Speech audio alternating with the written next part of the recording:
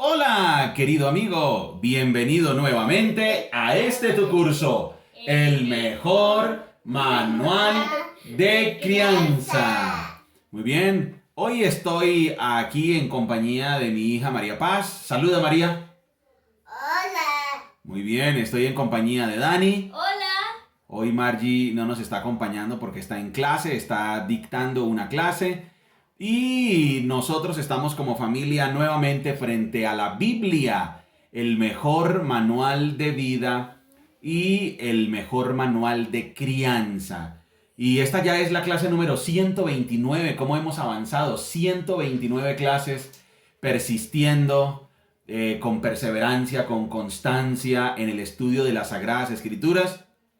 Porque la idea es que nuestros hijos estudien por ellos mismos las Sagradas Escrituras para que puedan entender de qué se trata la vida, cómo funciona el mundo, cuál es la visión de Dios frente a todo lo que es nuestra vida, nuestro futuro, nuestro pasado, nuestro futuro, nuestro presente y nuestro futuro. Muy bien, y aquí tenemos al sendero de la verdad porque vamos a analizar el Evangelio de Juan con el sendero de la verdad. Y vamos entonces a Juan capítulo 20, ya estamos terminando, hoy es la recta final, hoy terminamos la lectura del Evangelio de Juan, clase número 129. ¿Lo tienes, Dani? Sí, señor. Perfecto, Juan capítulo 20 dice la Biblia. El domingo por la mañana, temprano, mientras aún estaba oscuro, María Magdalena llegó a la tumba y vio que habían rodado la piedra de la entrada. Corrió y se encontró con Simón Pedro y con el otro discípulo a quien Jesús amaba. Les dijo: sacaron de la tumba el cuerpo del Señor y no sabemos dónde lo pusieron. Pedro y el otro discípulo se dirigieron a la tumba. Ambos iban corriendo, pero el otro discípulo corrió más aprisa que Pedro y llegó primero a la tumba. Se agachó a mirar adentro y vio los lienzos de lino apoyados ahí, pero no entró. Luego llegó Simón Pedro y entró en la tumba. Él también notó los lienzos de lino allí, pero el lienzo que había cubierto la cabeza de Jesús estaba doblado y colocado aparte de las otras tiras. Entonces el discípulo que había llegado primero a la tumba también entró y vio y creyó, porque hasta ese momento aún no habían entendido las escrituras que decían que Jesús tenía que resucitar de los muertos. Después cada uno se fue a su casa. María se encontraba llorando fuera de la tumba y mientras lloraba se agachó y miró adentro. Vio a dos ángeles vestidos con vestiduras blancas, uno sentado a la cabecera y el otro a los pies, en el lugar donde había estado el cuerpo de Jesús. Apreciada mujer, ¿por qué lloras?, le preguntaron los ángeles. Porque se han llevado a mi señor, contestó ella, y no sé dónde lo han puesto. Dio la vuelta para irse y vio a alguien que estaba de pie allí. Era Jesús, pero ella no lo reconoció. Apreciada mujer, ¿por qué lloras?, le preguntó Jesús. ¿A quién buscas? Ella pensó que era el jardinero y le dijo: Señor, si usted se lo ha llevado, dígame dónde lo puso y yo iré a buscarlo. María, dijo Jesús. Ella giró hacia él y exclamó: Raboni, que en hebreo significa maestro. No te aferres a mí, le dijo Jesús, porque todavía no he subido al Padre, pero ve a buscar a mis hermanos y diles: voy a subir a mi Padre y al Padre de ustedes, a mi Dios y al Dios de ustedes. María Magdalena encontró a los discípulos y les dijo: he visto al Señor, y les dio el mensaje de Jesús. Ese domingo al atardecer, los discípulos estaban reunidos con las puertas bien cerradas porque tenían miedo de los líderes judíos. De pronto Jesús estaba de pie en medio de ellos. La paz sea con ustedes, dijo. Mientras hablaba, les mostró las heridas de sus manos y su costado. Ellos se llenaron de alegría cuando vieron al Señor una vez más. Él les dijo: la paz sea con ustedes. Como el Padre me envió a mí, así yo los envío a ustedes. Entonces sopló sobre ellos y les dijo: reciban al Espíritu Santo. si ustedes perdonan los pecados de alguien, esos pecados son perdonados. Si ustedes no los perdonan, esos pecados no son perdonados. Tomás, uno de los 12 discípulos al que apodaban el gemelo, no estaba con los otros cuando llegó Jesús. Ellos le contaron: hemos visto al Señor. Pero él respondió: no lo creeré a menos que vea las heridas de los clavos con sus manos, meta mis dedos en ellas y ponga mi mano dentro de la herida de su costado. 8 días después, los discípulos estaban juntos de nuevo, y esa vez Tomás se encontraba con ellos. Las puertas estaban bien cerradas, pero de pronto, igual que antes, Jesús estaba de pie en medio de ellos y dijo: la paz sea con ustedes. Entonces le dijo a Tomás: pon tu dedo aquí y mira mis manos. Mete tu mano en la herida de mi costado, ya no seas incrédulo, cree. Mi Señor y mi Dios, exclamó Tomás.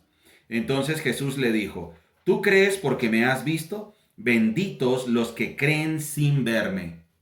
Los discípulos vieron a Jesús hacer muchas otras señales milagrosas, además de las registradas en este libro, pero estas se escribieron para que ustedes continúen creyendo que Jesús es el Mesías, el Hijo de Dios, y para que al creer en Él tengan vida por el poder de su nombre.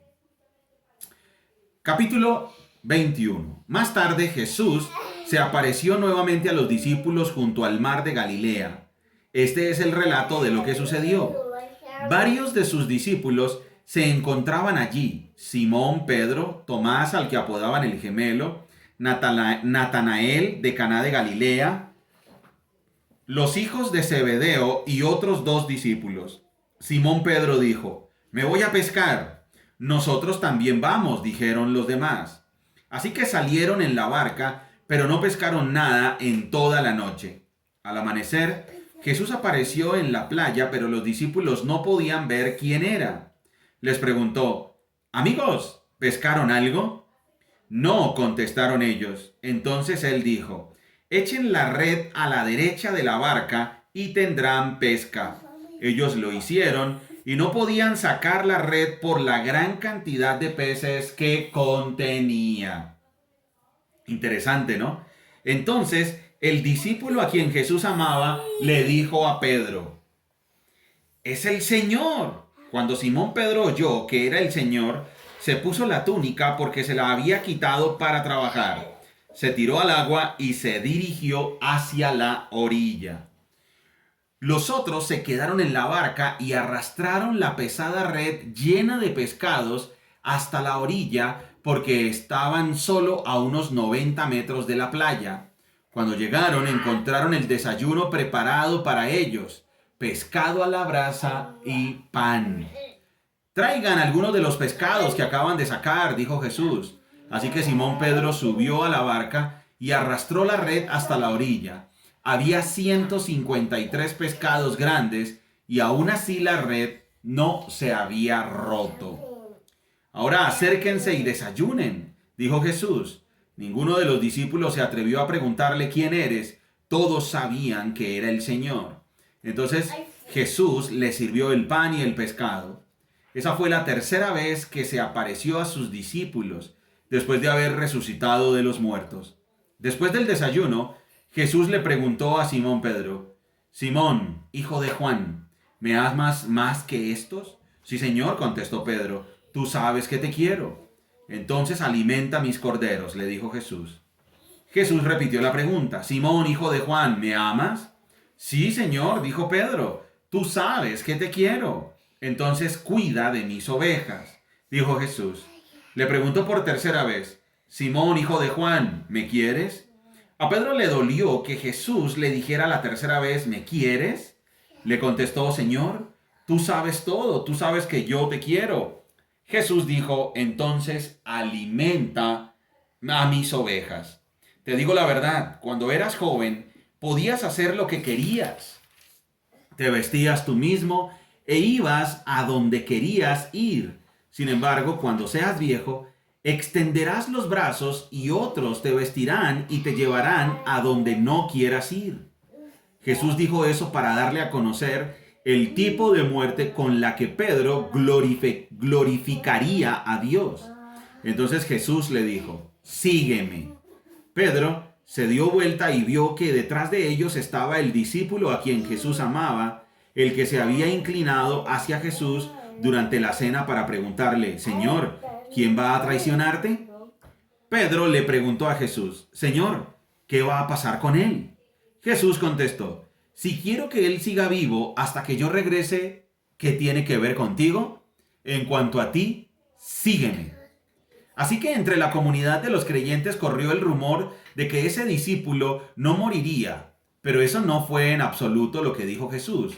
Él solamente dijo, si quiero que él siga vivo hasta que yo regrese, ¿qué tiene que ver contigo? Ese discípulo es el que da testimonio de todos estos sucesos y los ha registrado en este libro y sabemos que su relato es fiel. Jesús también hizo muchas otras cosas. Si todas esas se pusieran por escrito, supongo que el mundo entero no podría contener los libros que se escribirían. Muy bien, espectacular. Hemos terminado entonces el cuarto evangelio. Nos vamos a dar un aplauso, muchachos. Aplauso, María Paz. Muy bien. 129 clases y ya hemos terminado el cuarto evangelio. Hemos hecho un esfuerzo como familia, como equipo, para llegar hasta aquí. Hemos estudiado con diligencia las escrituras. Hemos tratado de pasar por el sendero de la verdad para hacer una interpretación objetiva. Recuerden que en este curso, el mejor manual de crianza, nosotros no damos nuestro punto de vista. Nosotros lo que hacemos es simplemente dejar que la Biblia se explique a ella misma. Nosotros en este curso no damos nuestra opinión, no contamos nuestras vivencias. No queremos que la lectura de la Biblia sea subjetiva y anecdótica. Lo que queremos es que sea 100% objetiva y que te edifique, mi querido amigo que nos estás escuchando, y lo mismo a nosotros como familia. Muy bien, vamos entonces a pasar por el sendero de la verdad de este evangelio de Juan. Virtud. Muy bien. La virtud que promueve este evangelio definitivamente es la confianza en Jesucristo como el Hijo de Dios. Eso definitivamente es la principal virtud y de ella se desencadenan muchas otras. Quiere decir que nosotros como familia, como equipo, lo que más nos ha quedado, en lo que más hemos podido reflexionar, Dani, María Paz, es que el Evangelio de Juan promueve la virtud de la confianza. Confianza en que Jesucristo es el Hijo de Dios, confianza en su sacrificio, confianza en su obra. Esa es la virtud principal. Hay muchas otras. El arrepentimiento es otra virtud, la honestidad, el verdadero discipulado, la sinceridad, la integridad, la coherencia, el amor. Bueno, la verdad no acabaríamos de enlistar todas las virtudes que promueve este evangelio.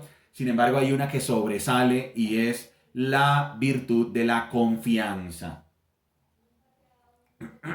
Confianza en que Jesucristo es el Hijo de Dios y confianza en que gracias a su sacrificio nosotros hemos sido salvados. Entonces, Dani, recuerda, gran enseñanza, gran virtud que nos deja este evangelio al leer los 21 capítulos, la confianza. Muy bien. La intención. La intención del evangelio es muy fácil de encontrar porque la encontramos en el capítulo 20, versículo 30. Capítulo 20, versículo 30 del evangelio de Juan. Ahí encontramos la intención. ¿Para qué se escribió este libro? Dani, por favor, acércate aquí al micrófono. Juan capítulo 20, versículo 30. Y vamos a leer ese pasaje. Vas a leer todo el versículo 30. Correcto, todo el 30 y el 31, campeón. Los discípulos vieron a Jesús hacer muchas otras señales milagrosas, además de las registradas en este libro. Pero estas se escribieron para que ustedes continúen creyendo que Jesús es el Mesías, el Hijo de Dios, y para que al creer en Él tengan vida por el poder de su nombre. Gracias, campeón. Y entonces tenemos aquí algo bien interesante, y es la principal virtud, ya dijimos, la confianza, que también se puede traducir confianza, fe, lealtad. Entonces tengamos eso en perspectiva. Ahora miren la intención. Miren lo que dice el versículo 30 que acabo de leer Dani. Los discípulos vieron a Jesús hacer muchas otras señales milagrosas, además de las registradas en este libro. Quiere decir que en los 4 evangelios solo se narran, se cuentan, se explican o se detallan ciertas cosas y ciertas enseñanzas. Quiere decir que los autores, Mateo, Marcos, Lucas y Juan, de todo lo que nuestro Señor Jesucristo hizo, ellos solo extrajeron una pequeña parte y la colocaron en los evangelios porque tenían una intención muy clara. Y resulta que aquí el Evangelio de Juan nos va a mostrar su intención. Quiere decir que el evangelista Juan, de todas las señales, los milagros y de todas las enseñanzas que realizó nuestro Señor Jesucristo, de todo eso, él solo agarró una pequeña porción porque quiso que al leer este evangelio, los que leyéramos este evangelio creyéramos que Jesús es el Mesías. Miren lo que dice aquí. Versículo 31. Vuelvo a leer el versículo 30 para que entendamos la intención del libro. Recuerden que la Biblia se explica ella misma. Los discípulos vieron a Jesús hacer muchas otras señales milagrosas, además de las registradas en este libro. Pero estas se escribieron para que ustedes continúen creyendo. Este de continúen creyendo es una acción continua de fe, una acción continua de confianza. Quiere decir, este evangelio tiene la intención de que los lectores, al leer este evangelio, tengamos una fe alimentada, una fe viva, una fe constante. Esa es la intención. Nuevamente lo digo, Dani, para que lo repitas después de mí. ¿Listo, campeón? Sí, señor. Muy bien. Dice, los discípulos vieron a Jesús hacer muchas otras señales milagrosas, además de las registradas en este libro, pero estas se escribieron para que ustedes continúen creyendo que Jesús es el Mesías, el Hijo de Dios, y para que al creer en Él tengan vida eterna por el poder de su nombre. Y entonces, ¿cuál es la intención del Evangelio? El autor agarra una pequeña porción de las señales milagrosas y de las enseñanzas de Jesucristo, y esa pequeña porción es plasmada en este Evangelio, y él escoge lo que quiere mostrar de Jesucristo, él escoge lo que quiere enseñar de Jesucristo, para que los que leemos este Evangelio mantengamos una fe alimentada en que Jesucristo es el Hijo de Dios, el Mesías, y que si creemos en Él, en una fe constante, vamos a tener vida eterna. Dani, vamos a ver si me hice entender. ¿Cuál es la intención de este Evangelio? Que el autor de este libro escogió algunas partes de la vida de la enseñanza y las enseñanzas de Jesús para escribirlo en el libro, para que cuando los creyentes lo lean se alimenten en la fe. Perfecto, correcto, campeón. Para que tengan una fe constante en que Jesucristo es el Mesías y que al creer en Él heredemos la vida eterna. Y entonces ya tenemos, si ven por eso la coherencia que tienen los dos primeros pasos. El Evangelio de Juan entonces la principal virtud que promueve es la confianza, porque la misma intención del autor lo refleja. Él dice, acabamos de escoger o acabé de escoger una parte de la vida de mi Señor Jesucristo para plasmarla en este libro, para que al leerlo tengan una fe constante. Maravilloso. Género literario. Entonces, el género literario es una narrativa didáctica. Una narrativa didáctica es una historia que está seleccionada o escogida con un fin educativo. Y eso es lo que es el Evangelio de Juan, una narrativa didáctica. Bien, destinatario y cómo percibe el mensaje.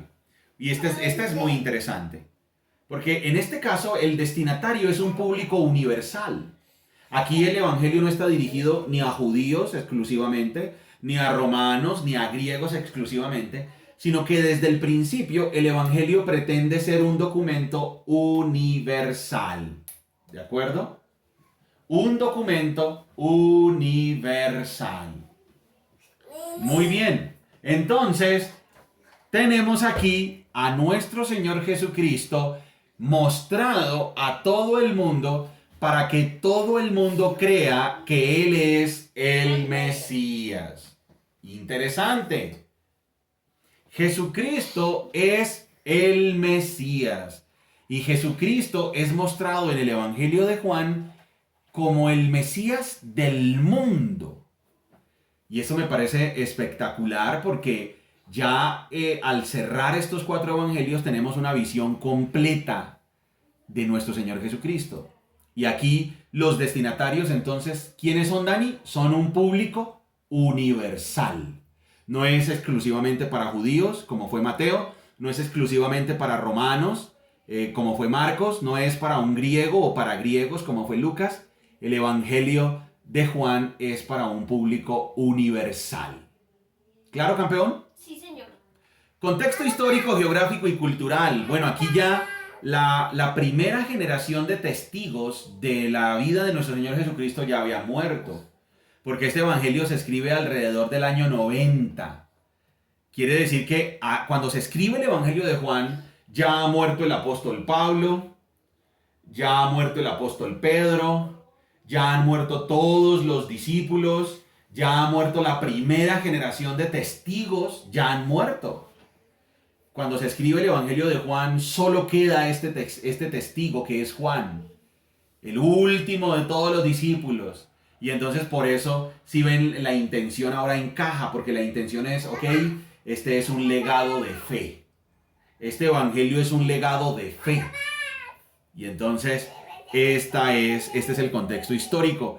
Año 90 después de Cristo, ya fue destruido el templo, ya fue destruida Jerusalén, ya hay persecución, ya los cristianos están dispersados por todo el imperio y por todo el mundo, ya los que están son una segunda generación de cristianos que necesitan ser fortalecidos en su fe.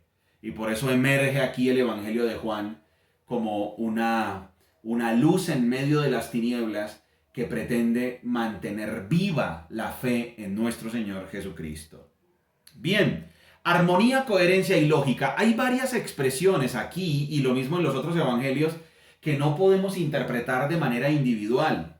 Por ejemplo, me llama mucho la atención el pasaje donde dice el capítulo 20, versículo 23. Dice, si ustedes perdonan los pecados de alguien, esos pecados son perdonados. Si ustedes no los perdonan, esos pecados no son perdonados. Ojo que esto no quiere decir que si un discípulo o uno de los apóstoles le decía a alguien, no, a ti no te perdono los pecados, vas al infierno. Eso era así. No, eso no es lo que quiere decir el texto, porque eso se me traba la lengua. Sería una contradicción a lo que la Biblia enseña en otros pasajes. Por eso este principio de armonía, coherencia y lógica es muy delicado. Ya hemos hablado que nadie puede enseñar un versículo bíblico o nadie puede enseñar un libro de la Biblia si no conoce toda la Biblia. Tengamos cuidado con eso. Resulta que lo que hay que entender en este pasaje es el sentido o el cargo de autoridad que Jesucristo le estaba dando a los discípulos para gobernar la iglesia, para la disciplina en la iglesia. Quiere decir, si había que sacar a alguien de la iglesia por malas conductas, había que sacarlo y él estaba con ellos respaldándolo. Entonces, ojo, cuidado con este principio de armonía, coherencia y lógica, y por eso hay una gran recomendación para poder aplicar bien el sendero de la verdad cuando se lea la Biblia, y es, querido amigo, lo mismo tú, Dani, María Paz, cuando nosotros estemos leyendo la Biblia y haya un pasaje que no entendamos o que nos parece que contradice otros pasajes, tenemos que colocarle ahí un signo de interrogación. decir, uy, este pasaje me parece como raro, ay, yo no lo entiendo.